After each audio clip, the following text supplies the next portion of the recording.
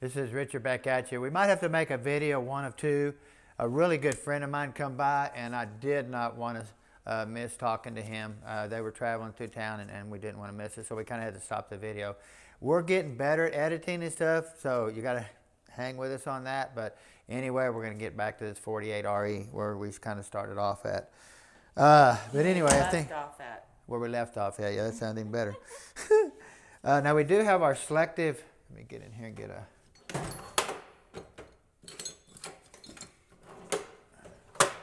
On my pliers.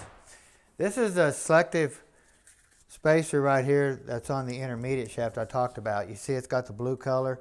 I showed you in our previous video they had a yellow, a red, a blue, and then a non-painted one. Now this here, there's different thicknesses, so that's where there's so many places to set the clearances up on this unit. This isn't one you want to start out on. You want to start out on something definitely a lot simpler.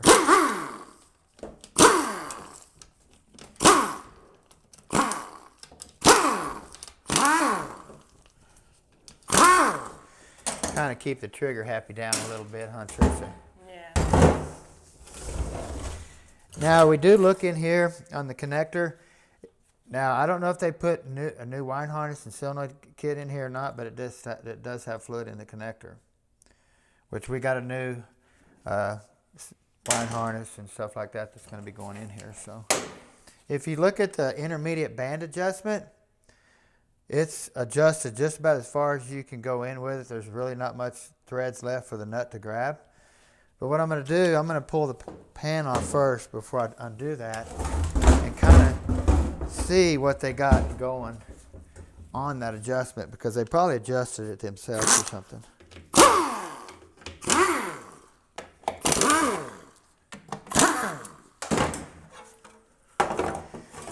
Pan don't look too bad, but like I said, it's been off multiple times. But what we're gonna do, we're gonna look at this lever right here and kind of see.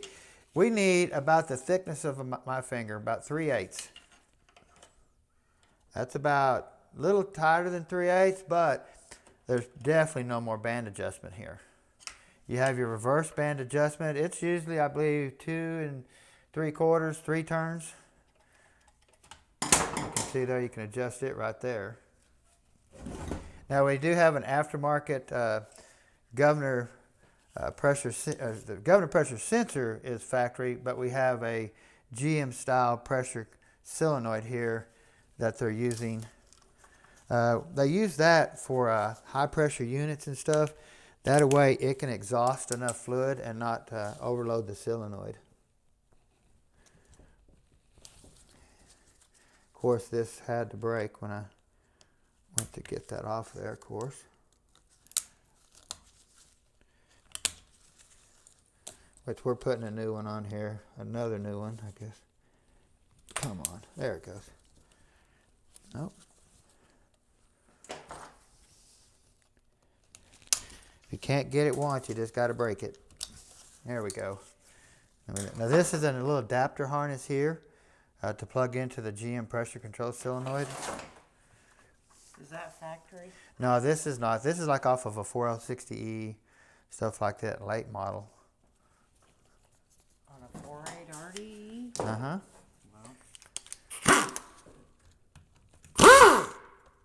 Wow. This is their factory filter here. Now we do use the high flow filter. And of course the ATS pan will have an adapter, and it will come with their own bolts and stuff like that too. So now this is an ATS valve body. Let me go over here and grab, well, I'll see it there.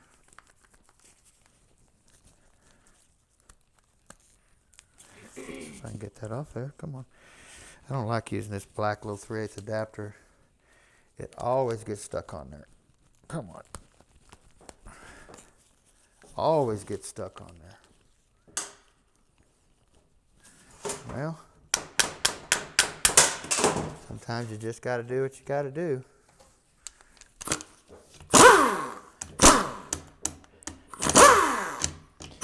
Now this pressure manifold here, it will not come with, it'll come with its own bolts. What I'm trying to say is when we retrofit this back, we will not be able to use these bolts. The bolts we'll be using, they're a lot thinner. Or not as long, I guess you could say. Gasket is the same.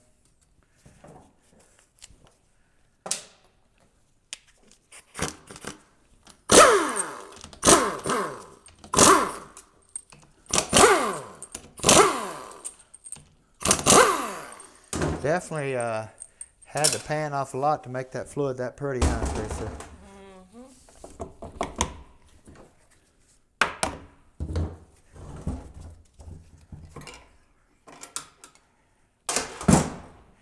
So we'll go through the valve body in just a second.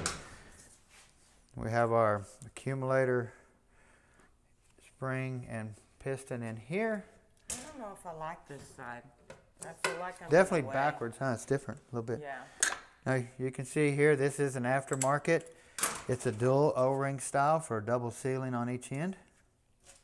Factory spring. That band just looks really thin right here.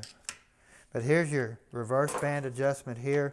Now this is a dual wrap band right here, double wrap.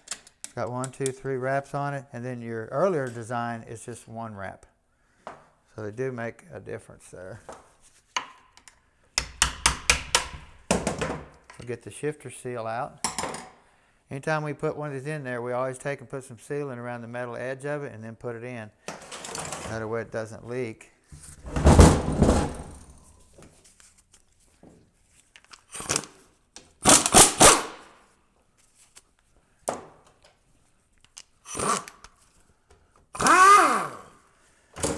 Our stud for our band, for our adjustment.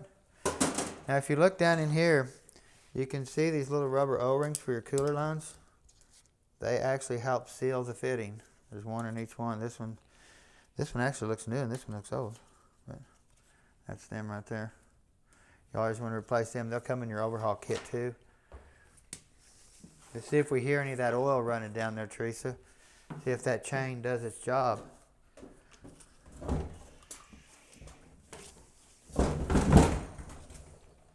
Here it comes.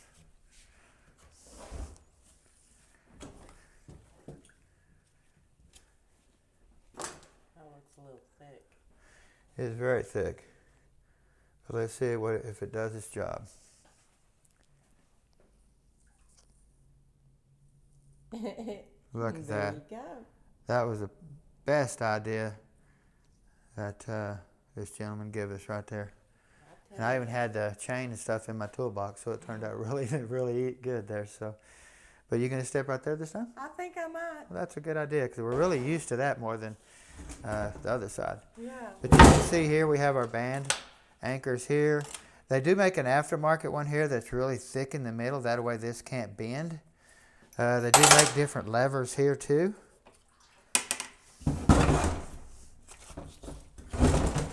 These are really neat transmissions to do. Uh-oh. I hear something. Are we overloading it? Oh. You have a problem. Let's do it this way. There we go. Hey, it needs some adjustment. Still works really good. It needed tweaking. There you go.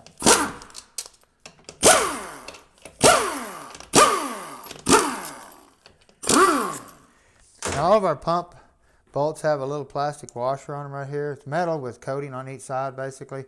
You can pull that out, put a new one on there. But we still always put a little bit more sealant on these. That way they just don't leak. Now, since this probably has been gone through once before, we want to make sure that we have a 48 RE pump in this thing. It's got a big pump, not the small gas. We see that a lot. Well, them bolts ain't very tight. They're not torqued hardly at all. Look at that, that's almost loose. They weren't really tight at all.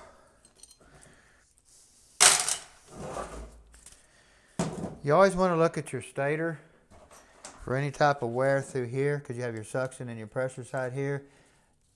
You know, it looks really good still. Still, I don't feel no wear. A little bit of the bluing's gone, but you always want to replace this bushing here.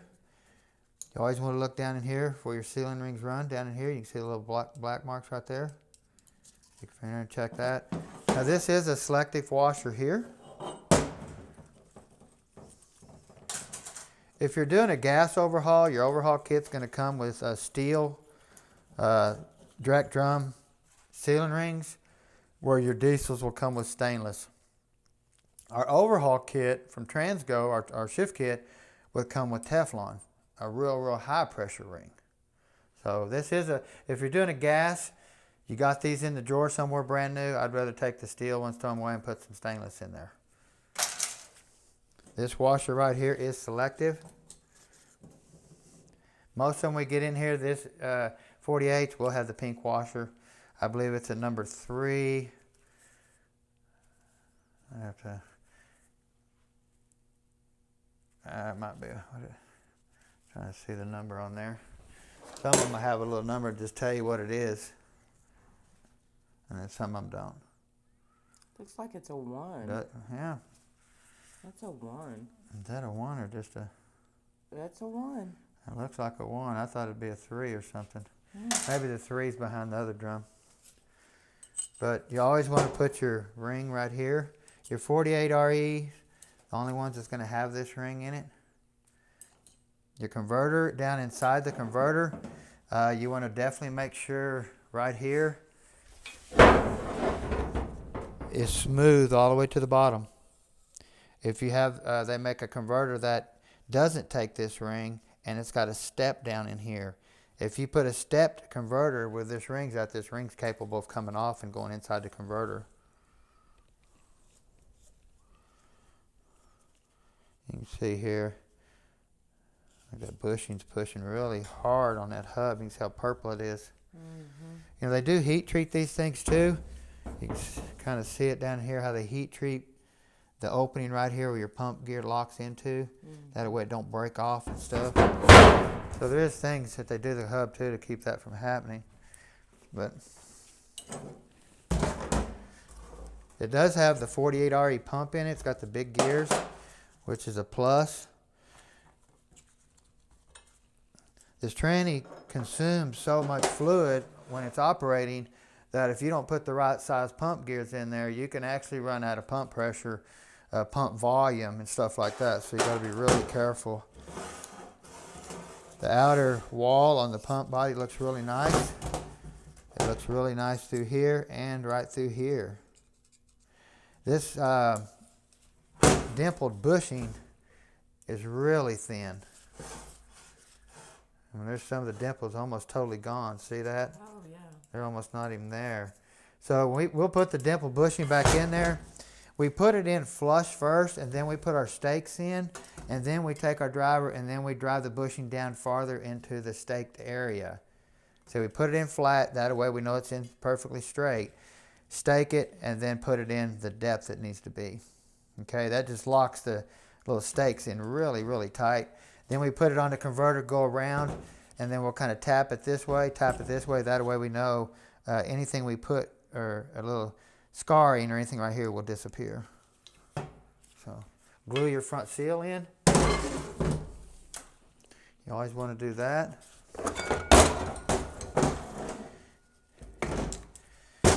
Now this is what we call a high reverse drum. You want to look here for any type of sealing wear here. You can see how this sealing ring right here on this pump stator, this first ring right here is almost out onto the chamfer right here where it goes down. Look at that, it's just almost there.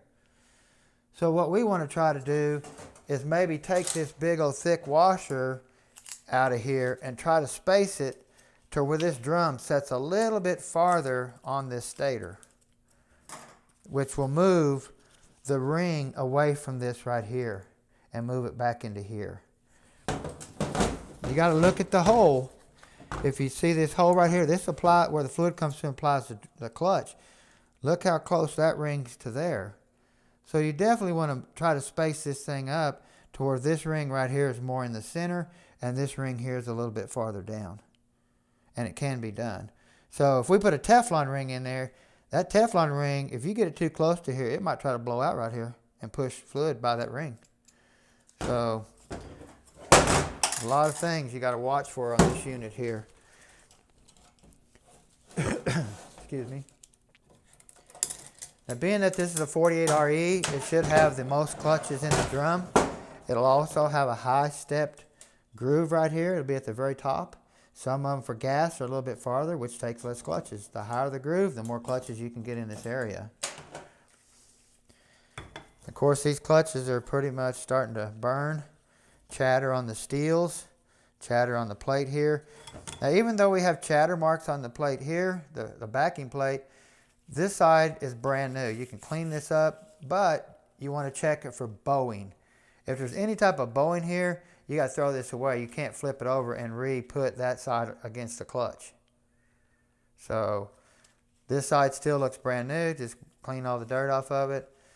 Just flip it over, put your snap ring on here like this. As long as it isn't bowed, you want to check that. Of course, all the steels will be replaced here. I could probably take them out, set them on top of each other, and with them clean, you'll see daylight all the way in different areas telling me that these steels are warped and not flat. When they're brand new, they should sit flat, and you should not see any light anywhere in here when you hold it out here like this. You kind of just stack them all, clean them, set them up here like this. I mean, I can already tell. You can see daylight between that. Can you see the daylight between that one out there? You can just see the gaps. Yeah, the gap. See, I'm looking towards the wall. Try to take it towards the wall where you see white. Can you kind of see that? Well, no. But they're all warped up. So you definitely want to chunk them. Get rid of those, all of them. Of course, you have your third gear clutch. Fried. Like I say, look at your sealing rings grooves here. Put a new bushing here. 80 grit this drum here. Get this shininess off of it. This drum looks really, really good still. You can start seeing though, it looks like where something started to touch it just a little bit. Oh, and there it is. You can see here where the band rivets have started just barely touching the drum. They didn't do any damage because you physically can't feel that or anything. It looks really good, but it was fixing to. That's why the band adjustment nut was screwed the stud was screwed all the way in, because there physically is no band left. We upgrade to a bigger band. Same size band, just more material, less of this through here. So, which gives it more surface area to grab. So, all of our clutches and bands are soaking right now. So, now if you look at this one here, it's kind of weird. I don't think that's a number 1, but it could be. This is a, where'd it go? This was a number 2. See, that's a number 2. A number 2 and a number 1 ain't going to be that difference. There's going to be something in the middle here. See? So that could be number 1, but I'm thinking it's more a 3. I don't know, hard to say. But this one is selective too. We can move these around. We've got hundreds of these shims here that we can move this stuff around. Get our clearances set right. We have our sealing rings here. Now these are they're not tapered cut, scarf cut, they're just blunt cut. See that? Mm-hmm. Like that. Some of them, maybe in the kit when we take it apart, they'll actually lock together. But in the locking area, they'll move back and forth to give them the sealing capability, even though they lock together. Mm-hmm. So, same way with this one here. Mm-hmm. And then you have this one down here. This is a metal one. Your shift kit will come with a Teflon one here for high pressure. But this is a locking one here. See how they lock, but actually they will work back and forth. See that? Mm-hmm. So if you set it down in the drum, it's probably going to be more in the middle of the lock. As it wears, it'll get closer to the end of the lock. Mm-hmm. So, now, this is a 2-piece drum here. It's not a single piece like Sonex has. Billet drum that we're going to be installing. Yep.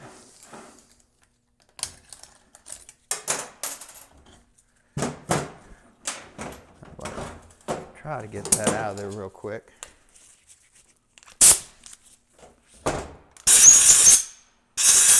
There we go. Yeah, we don't want nobody winning no bets on spraying Teresa with fluid. Not yet, but it's coming. No, it's not. But this is like a stainless washer here. This is your selective washer here that goes in the back of your input shaft that I was talking about. They make 3 different thicknesses of this. This thing, washer here is all the same. I don't see any difference in thicknesses here. This actually sets down in here on your intermediate shaft, and then this will set in the drum and do this here. This here little hole here oils it, keeps it lubricated. Of course, we have our forward clutches. Now, being that this is a late model, the splines on the forward clutch, they changed the teeth count. Went to a lot smaller teeth count.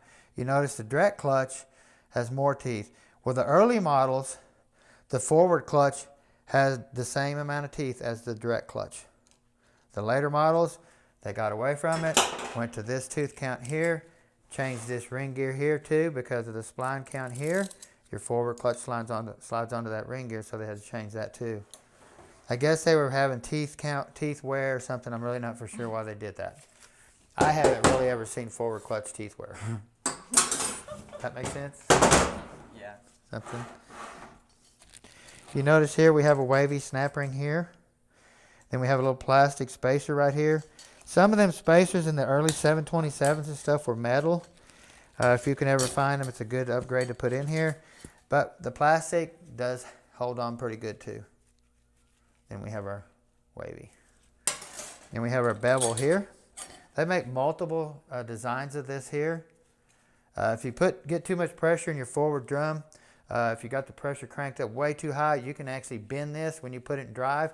It'll bend completely this direction, and when you put it back in park, it stays there. So you got to be really careful. We did that one time, right when I put it in gear, boom, it bent the bevel plate. We had to pull it right back, disassemble it, go in there and change this, and we had to lower our pressure.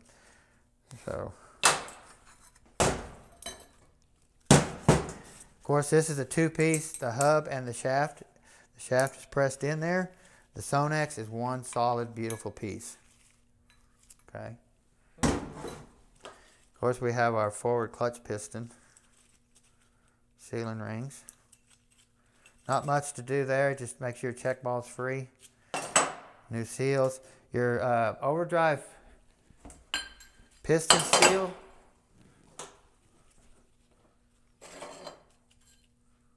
Look at that. This is your forward. Your forward lip is a little taller right here, where your overdrive is a real short.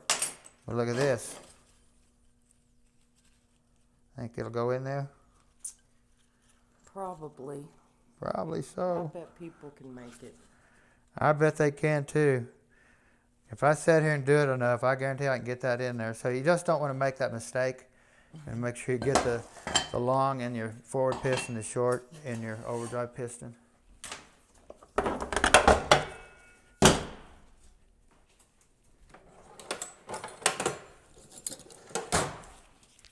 Now we should have all steel planets through here, being that it's a late model.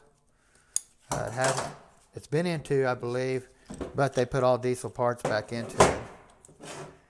We have our beautiful 6-pinion steel planets. You still, even though they look good, you want to check for any wobbling, any pitting on the gears. And if they turn purple, anything like that.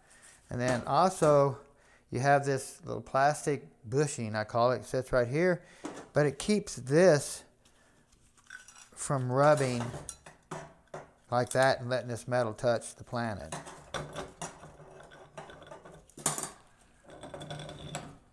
You can see the gap for it. They don't put a bushing in there, they just put that plastic thing in there. Oh, that's cool. Now we do have a thrust washer here that we're going to be putting a Sonex one in that's coated. Upgrade there. And this is the washer that I've talked about that never has to be replaced. This washer here, it will look like that for another 200,000. There's just never any wear on this washer right here. Now, when it comes to these two now, it's definitely a different story. You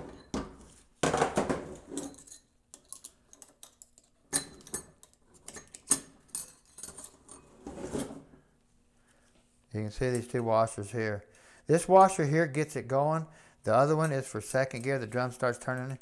And you can just see the load that gets put on these. I mean, that's actually trying to push the washer through the planet. And it what I want to indents it, impressionates it, I guess. Yeah. Impressionates it, I guess, into the planet right there. And of course, you got your Sonex high impact washers. These things are really slimy. You get a little fluid on them, I mean, they can just really, really slimy. Where this is more like bitter, I guess you could say. Coarse. Coarse. There you go, Teresa. That sounded really good. But you want to look for any wear here. Polish this up with some Scotch-Brite. Look for any wear on your ring gear on both sides. Same way with your planet for any pin discoloring, wobbling, pitting, or anything like that. Now you can see how the washer kind of put these little funny marks on here on the planet. That's how hard it's been pushing on it, kind of walking. That's fine. You can kind of buff that a little bit and knock it down, but a new washer setting on there will be fine. Let me see if I can get this out of here real quick for you. This is your forward sun gear here. I'll get this out of here and show you. They make two different ones of these depending on what year tranny you have. And the difference is in the thickness of this shell right here. You want to look at these shells. See how you start seeing wear here where the drum touches? See that wear? Nothing there. Hardly nothing on that side, but you see wear here on this side. And that's where this drum physically sets in there like that. That's why when I build this unit, I try to get this drum, every time I take them apart, the drum's out here on the edge like that. I always try to space this, get the clearances set where this drum is almost setting back in here as far as I can get it back in there. I don't want it out here on the edge like this one is. And that's why it wears like that. Excuse me. We really don't see much spline wear on the shell, but we see wear here from where this has been pushing on it so hard because we have this washer pushing on it. That's crazy how much load that this washer can put through this washer, through here to onto this shell, and because there's actually a lip right there where it just tried to shove it through. So it shouldn't look like that? No, ma'am, it should not. So it's got to have a shell. It's crooked on this side, more on this side, not as on this. This needs to be replaced here. So we got some issues there.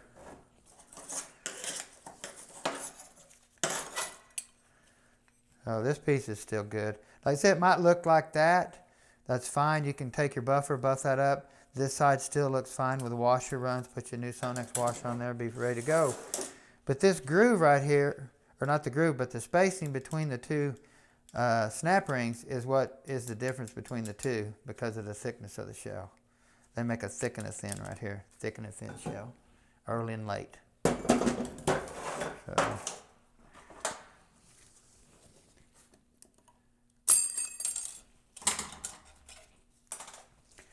Now this snap ring here holds your reverse drum in back here for your band. Your thrust washer kit will come with a brass one of these. Your plastic is still good. I really don't see any issues with the plastic, but they do come out with a brass one too. So,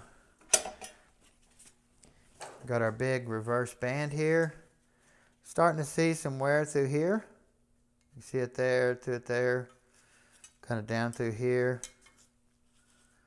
So definitely want to put a new band in there. They usually start wearing really bad on the tips here, and then the band starts rubbing metal to metal here. So you always want to look in here. Anytime you got one of these making metal, your cooler flow coming back from the cooler to cool the transmission off goes right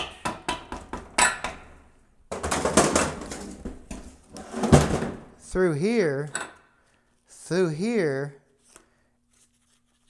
I mean all around here to lubricate this here, like that, and to lubricate your output shaft right here.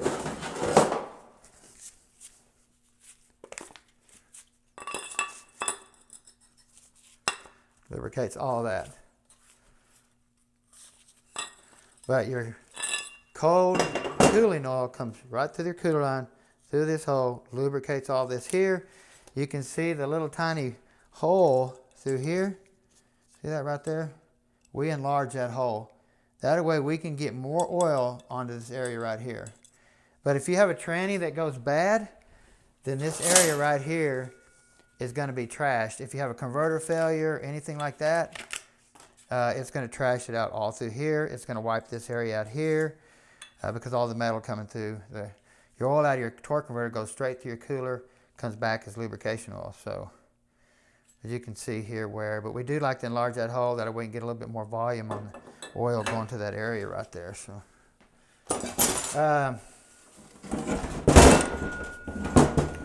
your band anchor pin right here is a very dangerous pin. You can push it out, but this edge right here and right there, if you take your finger and just shove that pin out, you're going to have two cuts down the sides of your finger right here because that area right there is so sharp. Right there and right there. I've done it multiple times. So, of course, your band anchor pin goes like that on there. Your lower sprag assembly. Lower roller clutch assembly, excuse me. Does the same thing, spins one way, locks the other way.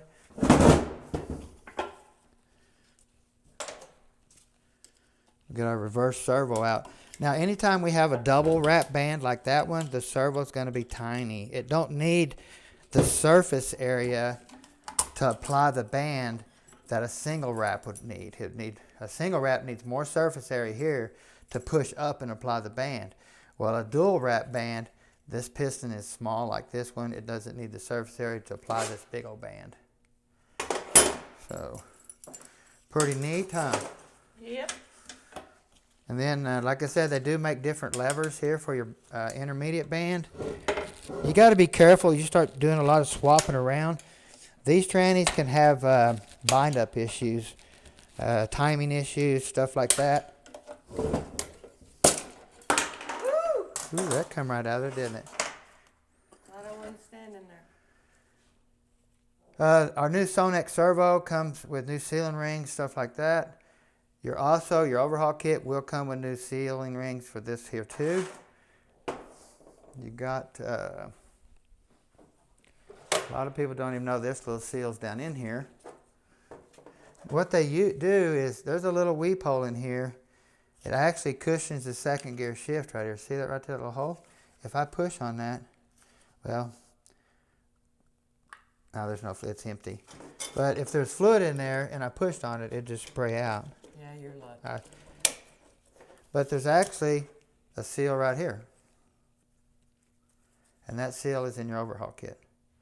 Now the Sonex ones, they have their own seals and stuff for their own pin design and stuff like that. So, but actually, race car applications, truck pulling, stuff like that, we'll actually put a nut down in there and block this from even moving.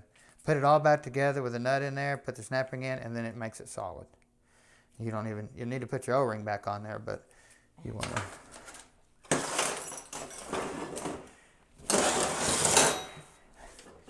How long's this video gone so far, Teresa? Has it gone very long? This one, we're at 34. 34.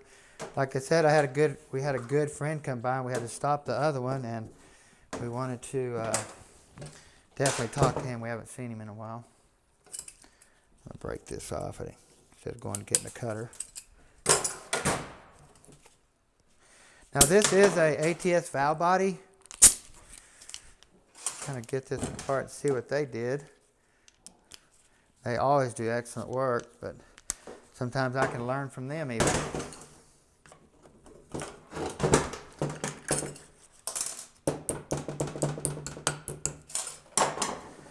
Okay.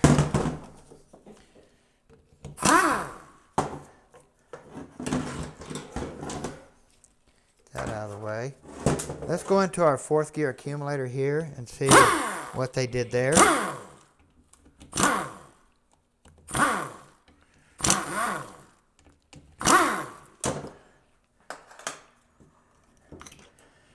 Now it does look like a little bit different spring they put in here.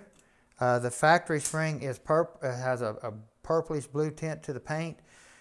So that is not factory there.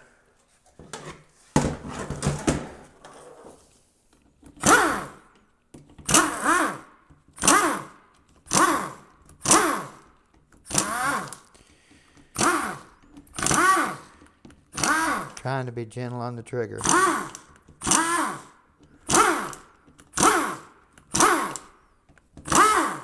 Now, anytime you're changing your filter, these 3 bolts are the same. Okay, they're longer. Now we use the ATS deep pan. This bolt's going to stay there, and we're going to use their 2 bolts because their bolts are different. Now, the rest of these bolts right here should be the same. Sometimes this one here is shorter. Sometimes it's the same length as one of these. But sometimes you'll get them in here where it has a long one in there. The early ones especially, I see it. Not so much the later ones. But all these here are going to be the exact same length. Even the ones behind this here. All the same length.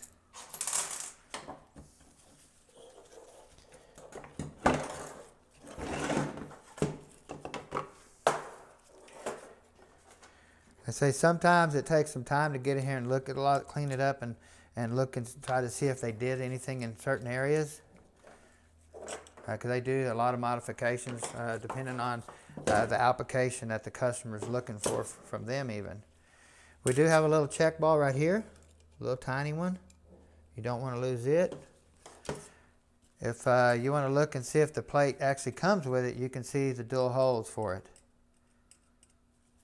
It's called a trough, lets it slide back and forth, seals either direction. Always take that little ball, put her in a very special location, which is over there somewhere. There we go. And we do have a little cover tag here. I guess it shows them maybe a part number, what they've done to this valve body and stuff like that.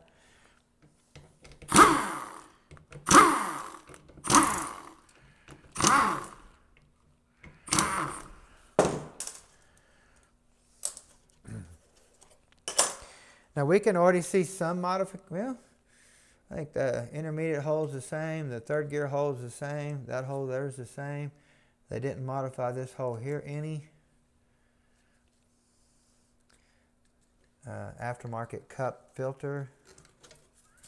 But I physically don't see any modifications done to this plate. So like I said, it just depends on what you ask for. What you're doing is going to be on how they build your unit.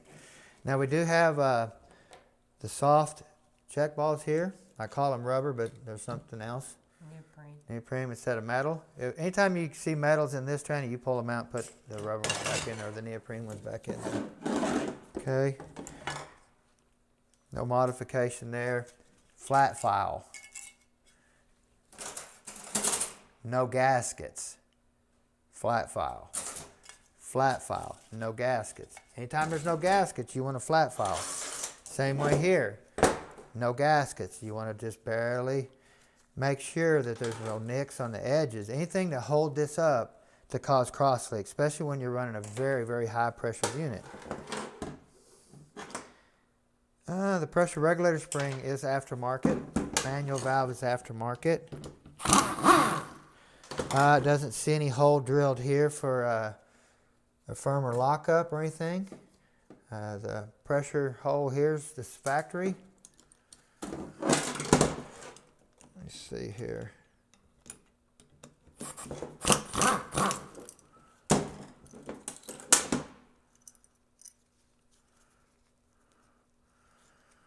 Okay, looks good. Now they did put a Sonex full lube valve in here. I didn't have them in my parts video earlier of my first video on this unit to show you, but they come in yesterday morning. So, but this is a very good update here. It lets it pump fluid in Park, neutral, reverse, all that type of stuff. So this is a must on every one of them. And I believe they put the Sonex 4-tab lockup valve here. Really big update here too. Now they do some of the, if you read the instructions, sometimes they want you to drill some holes in the plate here. So you got to kind of watch what you're doing here. They kind of want you to mess with this hole a little bit here. Just always read your instructions multiple times. That way you understand it. The manual valve here is also different. We use the Sonex one. We use the PR valve and the manual valve as a kit. Both of them at the same time. So take our little snap ring off here. Pull the washer off there. Now your rooster cone seal is right here. I've seen them put in this way. It does not go that way. It goes like that. I've seen them come in like that and be leaking out crazy. They go in like that. Washer goes on top. Okay. Now this is the isolator I was talking about that we replaced. You can see here this has got all kinds of wear on it where the end of this is kind of round but it's still pointed. It'll start wearing right in through here and it'll get so much wear it'll lock down on that metal little tab sticking out right here and you can't even move the shifter. It'll just lock it down. Okay. We talk about these units are really hard about getting out of park. What we do where this is your park detent spring and ball right here. Anytime you move it, this ball's got to jump over these notches, right? You got your low here, you got your park down here. Well, these things start wearing right here on this tip. We get more of a dip right through here to where now the ball deadheads right here and it won't climb over that little hump right here. Can't get it out of park. Can't get it out of park. And that's what happens. So we'll come in here and we'll take this little tip off right here. That way it gives it a smooth roll over there. That ball can just roll smooth over here. Now the Transgo kit will also come with a bullet and a spring to where we get rid of this ball and spring out of here because this ball starts rocking back and forth and making this hole right here egg-shaped. And that will not work because if it'll let the rooster cone set here and move back and forth and the shifter will be loose. We put that bullet and spring in here and the bullet uses this whole surface area to keep it aligned where the ball just uses the end right here. So that will come in the big Transgo kit that I showed you. It will not come in the small one. That's why I say the bigger kit, let me wipe my hands off real quick. Kind of get it dirty a little bit. This kit here comes with a lot of things. This kit here comes with just about everything. But this kit here is for really like sled pulling, drag racing, really, really high pressure type stuff. This kit here is more for a little bit more relaxed type unit. But this doesn't, if you got a really high mileage valve body, you might not find everything in here that you need. Where that kit there will have it, but that don't mean you have to use the kit. We figured that out, huh, Teresa? It will put them in the gear, put the gear in. But anyway, this is kind of what it looks like. Sorry we had to do it in 2 videos, but it's just how it is sometimes. We're still learning and we're going to get better and better as we go. Well, Teresa, you know we want to thank you for recording. Annie? She's somewhere. Yeah, she's on the bed. Well, you guys don't forget to subscribe, push that notification bell. More to come. Have a great day.